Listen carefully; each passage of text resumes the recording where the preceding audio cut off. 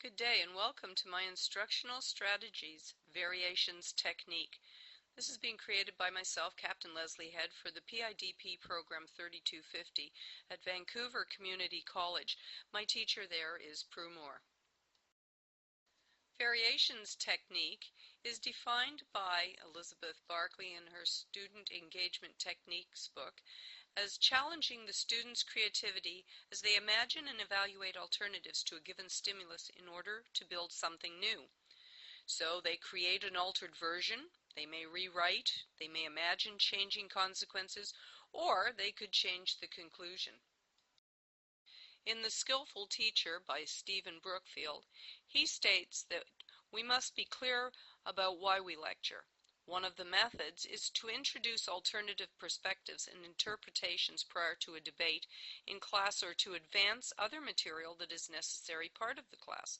He later states that lectures can be used to model willingness to consider different viewpoints or explore alternative perspectives. I think variation fits into this category for sure.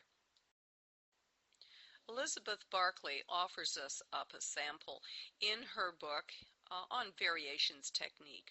Her question is, what do you think would have happened if Martin Luther had not been excommunicated as a heretic? Well, would he have fought for racial equality? Would he have made his legendary "I have a dream" speech? Would he have been shot? And I suggest another one. What would have happened to the Cold War had Kennedy not been assassinated? His opinions differed greatly to many other politicians in the U.S., and it was different to the president who eventually followed him after his assassination. A classic example of a variation technique that I would use in my class is the following question. Have you ever wondered what would have happened if the captain of the Costa Concordia would have followed the correct emergency procedures once he hit the rocks off Greece? What should he have done, and what should the results have been? So my question about the Costa Concordia elicits responses that must be backed up by information learned in class, and it gives the student in the class the opportunity to become the captain and make the proper decisions. So there are so many different ways to answer this question, so nothing is right and nothing is wrong, but they would have an opportunity to talk about stability, rules of the road, vessel handling, and international law. Barkley suggests that we take several steps. First of all will be to select the activity and then brainstorm for the different results, noting how they would be created, and then create directions for the students to follow utilizing our brainstorming. Explain to the students what we want, answer their questions, guide them, direct them, and then allow the students to create and share, formulate, and discuss in class and with you and with other students. What are the benefits of variations? Well, first of all, it's going to allow for unlimited possible solutions. It's going to allow for your students to become creative, and it'll ensure that they can interact with each other. And then, of course, it'll challenge their thinking. It may add solutions to your list of solutions, and also allows for a follow-through from the beginning to a successful end. According to Ken Bain in his book, What the Best College Teachers Do, he states that good teachers know how to talk well, but they also can get their students talking. The exceptional teachers did not just want to get the students speaking, they wanted them to think and learn how to engage in an exchange of ideas. I believe this is also another thing that we're doing in variations. So what are the advantages of variations technique? Well, first of all, it allows for the personal input by students. It allows students to build off each other's thoughts, can be used in an online teaching situation. The answers are safe, there's no right and wrong, and students can also use the cubing technique from the Writing Center, where they describe it, compare it, associate it, then they analyze it, apply it, and finally argue for and against it. So what are some of the problems that can arise from using the variations method? Well, first of all, we've got student insecurities, fear of being put down by another classmate, fear of making mistakes, a shy student won't say anything, a lack of knowledge because they haven't been participating.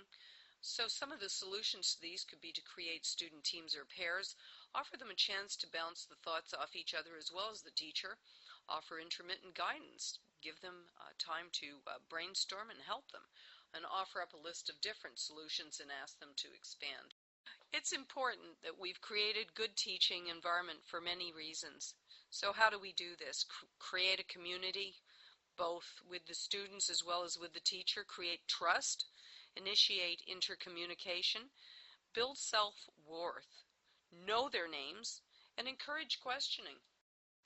We also need to start the class with self-introductions, establish the rules of the class, and give them the phone and texting rules that you want to follow. Washroom rules are the usual for an adult. No hands up, just go. We need to create or increase the motivation in the class. We need to engage all of our students all the time. We need to establish their background. What's led up to them taking this course? We need to offer up information about ourselves. Let them know that we're experts in relationship to this particular course, and always ask for feedback. As far as ethics, culture, gender, color, creed are concerned, there should be no effect in the classrooms. The path to education may vary, but the outcome is the same for everyone. We need to treat everyone with respect. We do in the marine industry, we should in the classroom, and participants would be treated with the same respect in any other variation scenario. My list of references are shown here on this page. In conclusion, variations is a form of strategy which can, if set up correctly, involve all the members of the class.